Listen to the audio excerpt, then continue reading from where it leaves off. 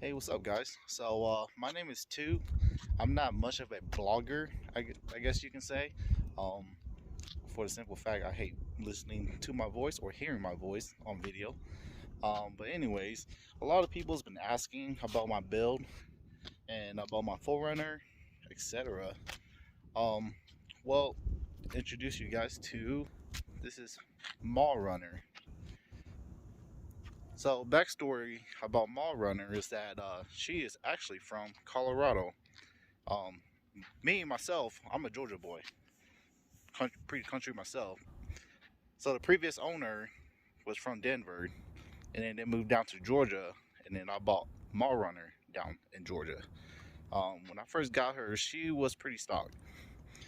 I will drop picture down below. But anyways, down to my build. So it's a 2006 V8 Forerunner. Let's see. I guess start with the light bars. Light bars before lockers, right? So they just, I don't know, I guess you call them Amazon specials. Uh, let's see, down here in the grill, and I got a light bar right there. I do not remember how long the light bar is. If I were to guess, like 30 inch or something. And same thing, dish lights. So let's see. Currently, I'm running 35. These are Yokohama Geolander XAT 35 by 12.517. And they're just rocking the 5th gen, was it off-road premium wheels. If I had my way, I would get aftermarket wheels, but here in Colorado, get a lot of rock rash, as you can see right there. And that is not even the bad one. This one's worse. And that's why I don't have expensive aftermarket wheels at this moment. So, to begin with, I'm running the was it Freedom Off-Road upper control arm, and then rocking the, let's see here. These are the Bilstein 5100 front and rear. And if I remember correctly, I'm running the Omen Emu 886 front springs and then 896 rear springs. So those are the heaviest one you can get for the 4th gens, I believe. So from there, these are, I do not remember who makes these recovery points for the front. And then I believe these are the 4-axe Innovation rock sliders. These are the weld on. I weld them on myself. I don't know. I don't think that was a good view, but whatever. Let's see. Onto the exhaust, I guess. So I'm running the TRD catbacks, and I decided to do a bumper exit because the factory one comes out roughly right here, and you tend to drag that on rocks and whatever. So this exhaust comes out there and actually goes over the frame.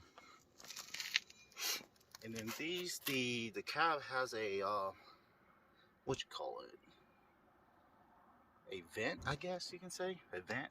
That's the vent. I also have to take the plastic off, and the exhaust comes out through the vent. I don't know if you guys can see that. And it comes out the bumper. So TRD catback, and then for the headers, I'm running the Doug Throwley headers with the weld on. So these are the shorties. Headers stop about right there, and then I built the down pipe from there. I don't know if you guys can see this. I'm just like getting on my knees. Down pipe and the catalytic converter high flows are roughly right there. Jeez, here in Colorado, running out of air already. Trying to catch my breath. Um, let's see. Wheels, tires, exhaust. I guess I'll move on to my tire carrier. So unlike Jeeps or Toyotas are freaking expensive for any aftermarket accessories. So a similar setup like this with a high clearance bumper, this tire carrier, if you were to buy it, like at least $1,500. So I built this one myself. Um, let's see. So this is the factory Toyota, the V8 tow hitch. Basically, I unbolted from the bottom and I flipped it to, I don't know if you guys can see it, whatever. So I unbolted from the bottom of the frame and then I flipped it to the top of the frame. And then I basically raised the hitch about 6 inch, I believe.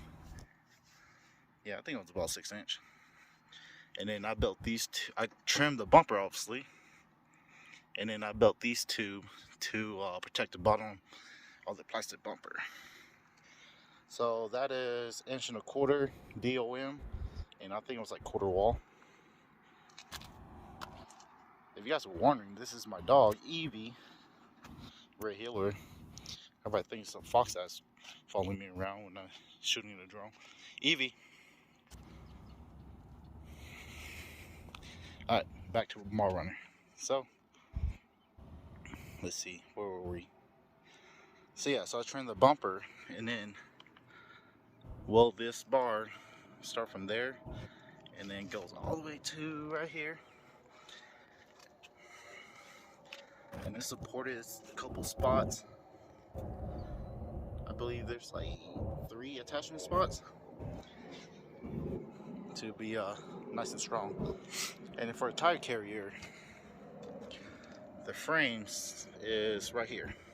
As you guys can see, the frame's right there. So I built a L bracket, comes up to here, and then I don't freaking know, extend it out right here to support the tire carrier. So everything here is I built myself except for this, the tow hitch, and then the spindle. Oh, and it's freaking locked. I bought those. Everything else is built.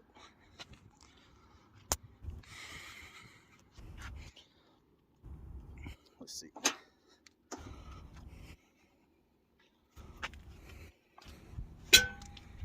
Yep. And so, freaking rookie mistake.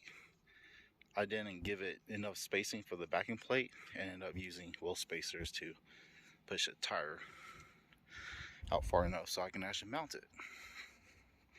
And then I built this table. Let's see.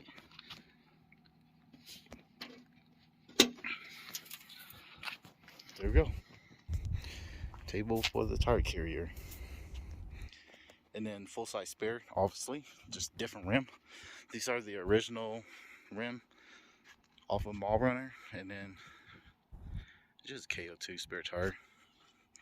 Same, it's just 35 inch. Let's see. I guess onto my accessories.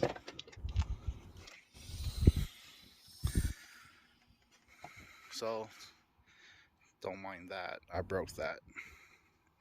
So to get more overlanding points, obviously, I had to buy a bunch of accessories that most off-roaders don't need. Generic brand traction boards. And then set power. This is a fridge / freezer. So, set power. Yep. I can it can go down 0 degrees, for those good days on the beach. Like freaking 90 degrees outside, whatever. You can pull out ice cream, which is pretty cool. This is my let's see if I can open this with one hand. So just a bunch of hose in there, but this is a 4 tire inflator. So I can inflate or deflate 4 tires at the same time. And that hooks up to my MaxiTrack air compressor.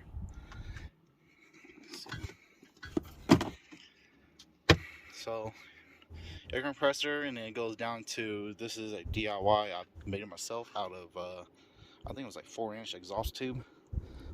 It's a 2-gallon air tank, I guess you can say. And then let's see, that is connected rope. Jeez, can't remember the crap when filming this. My dual battery setup. This is a, let me switch this. There we go.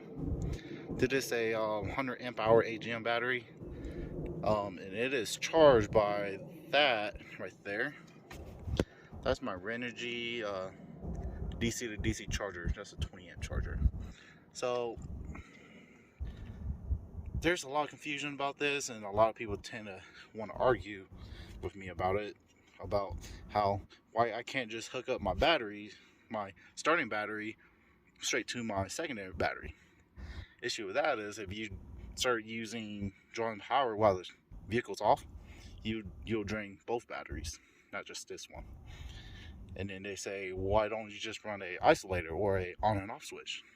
Well, issue with that is that vehicles this age are designed to charge regular standard lead acid battery and not AGM. AGM wants higher voltage, so you're not going to get that if you just connect battery to battery with an isolator. So what this DC charger does, it boosts that voltage up so you can charge your AGM or your lithium correctly. So it's worth the money. It does several things: isolator, and plus you charge your secondary battery correctly. So that's my DC charger. Up here is just a, what is this? 1200 watt.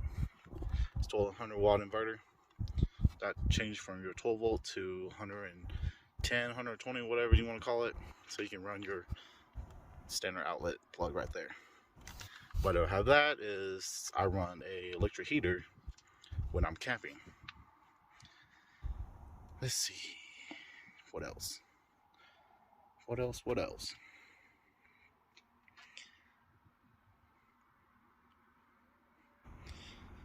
Guess my sliders. Anyways, go to the front. It's starting to get dark.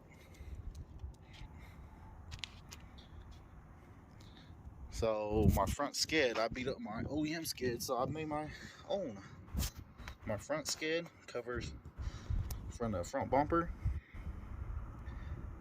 That's one issue too, is that the OEM skid starts about right here where your radiator is at, so it don't actually protect the front end radiator. So this one starts from the front, protects the radiator, the oil pan, the engine oil pan, and then it stops right before, or right at the transmission pin. Made that myself. It is 3/16 plate. Where's my dog? Evie! Jeez, you trying to find a new home? Come on. Dogs. So, what a lot of people don't realize is that the 4th and 5th gen 4Runner, there are fuel tank. It's getting dark, can't see crap. Our fuel tank, make sure I said it correctly before you guys try and correct me. Our fuel tank sits lower than the frame. The frame is right here. Fuel tank is down here. So I beat the crap out of that skid plate, OEM skid plate, so I made my own. You were to buy this, I believe they go for like $800 or something, and they're a lot thinner metal. So this skid plate that I made myself is 1/4 inch, nice and beefy.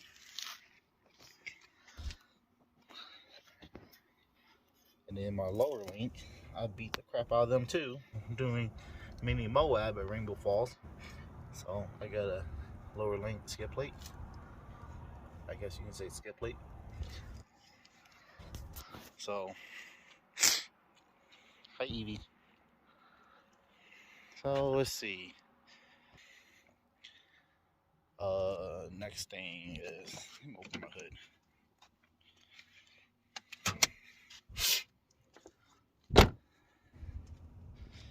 So the engine bay is so it's pretty simple. Not much. Stock engine, you know, V8, stock air filter. I'm not one of those fat boys who put snorkels on their stuff. This is a aux beam switch panel that I use to run all my lights. And here are the front lights.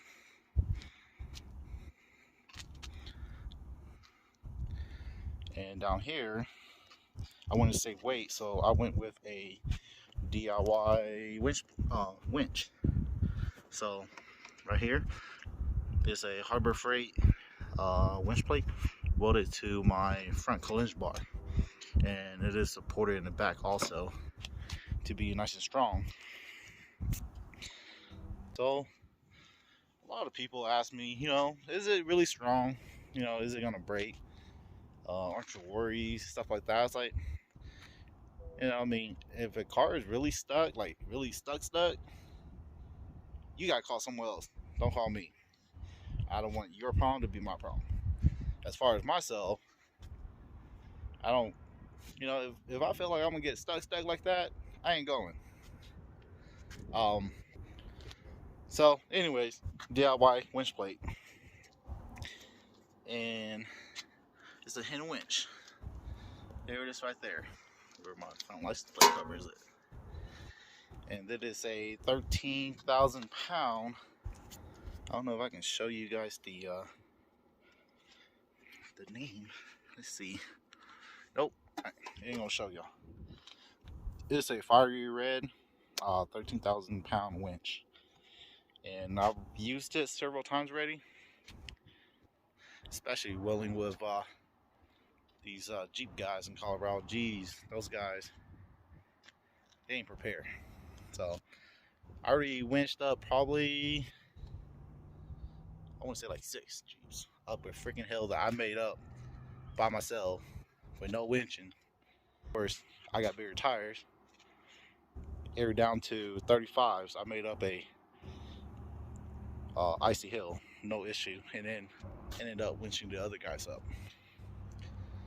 Let's see.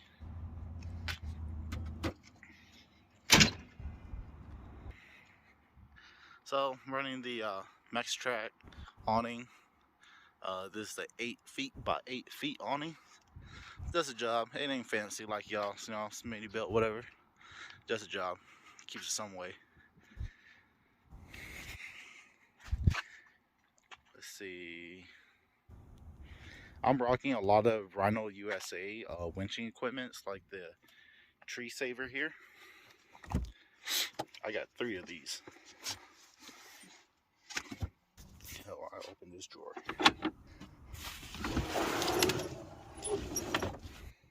So this is my tools and recovery and all that other helping Jeepers out. This is the drawer to do that. My ratchets and stuff stays in this bag. I'm not gonna take everything out. That's my junk box. 30-foot tow strap. That's just a strap. That's a connected rope. Tree saver. Down here is my sockets and stuff. Got a big old box down there. My first aid kit that I stole out of a brand new Kia. Let's see, my electric heater. Let's see. It's kind of dark. Rhino USA. That's my snatch block. So I have this one. This will work with cables or synthetic rope. And this bag is my snatch ring. And I don't really feel like opening it up. Whatever. It's starting to get chilly. I'm over here in shorts.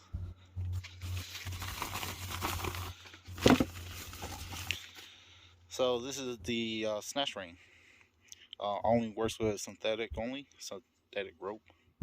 Um, I'm sure you guys already seen this all over YouTube. This is the newest style, I guess you can say.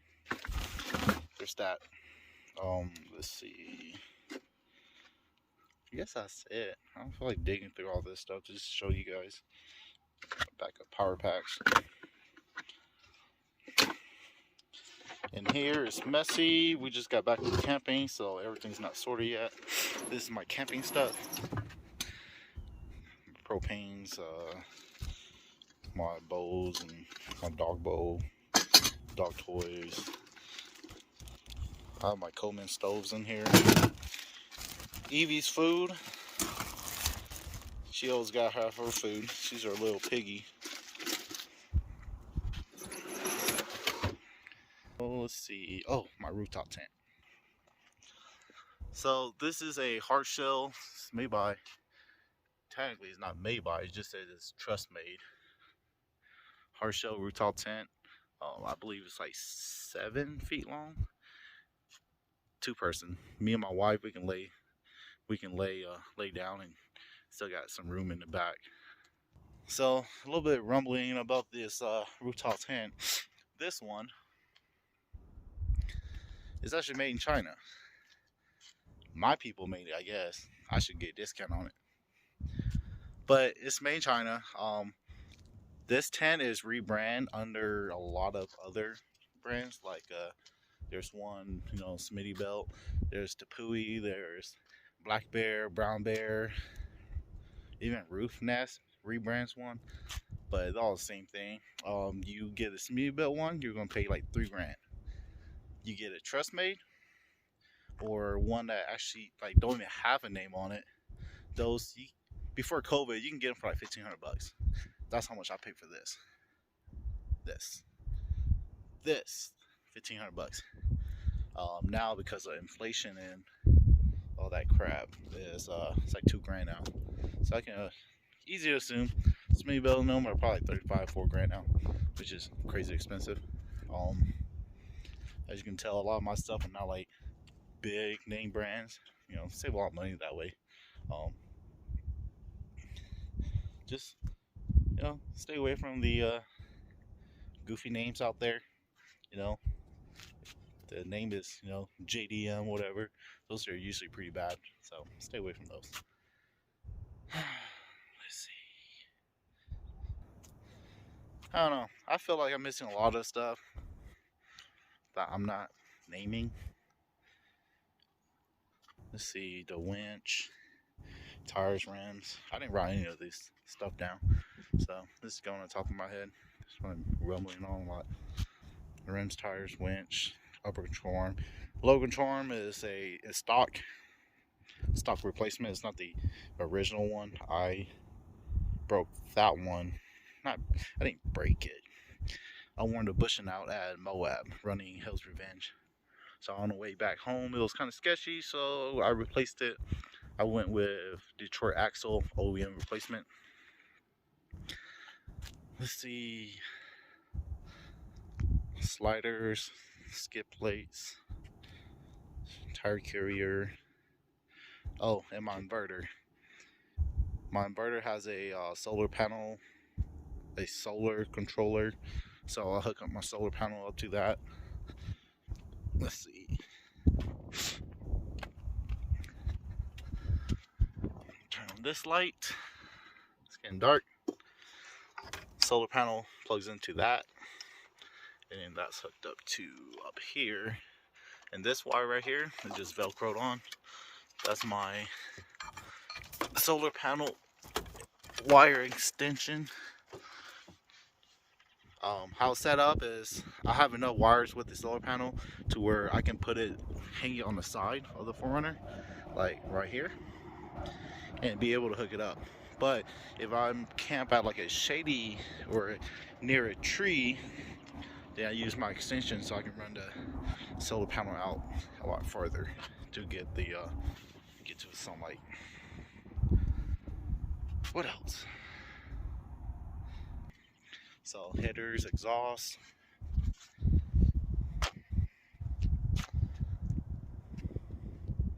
Well, yeah, I already told you guys about the aux beams, controller. I think that's it. But I'm not like the typical guy who go off-roading like once a month, twice a year, like Tua. That's not me. I go every weekend. So, you know, we do some crazy stuff in this 4Runner. It's kind of like a, what do they call that? Army Swiss knife or whatever. This 4Runner is it. You know, 4Runner, Mallrunner does that. Does everything okay. Does nothing the best. Which is fine. It's whatever. If I wanted something that, you know, off-road really, really good, start doing all that rock crawling and stuff, I go get side by side.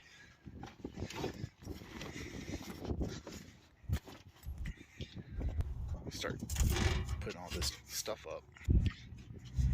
Hang on.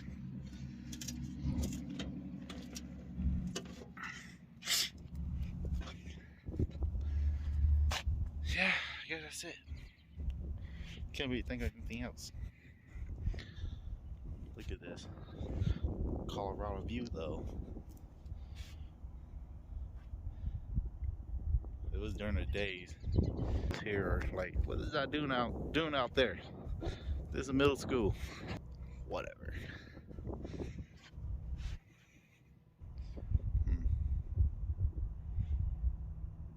Yeah, that's it. I guess I'll see you guys next time.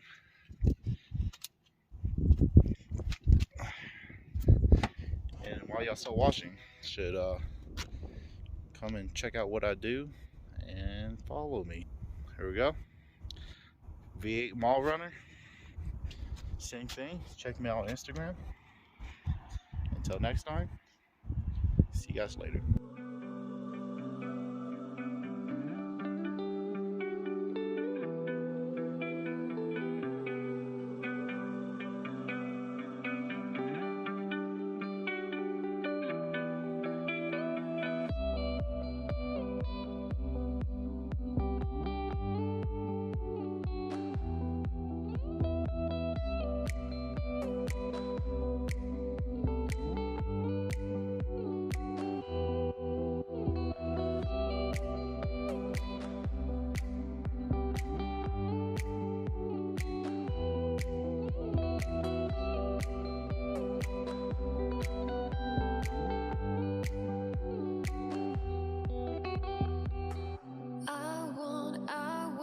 You to believe, hold me in the evening, catch me. Want you to dream, I want you to dream.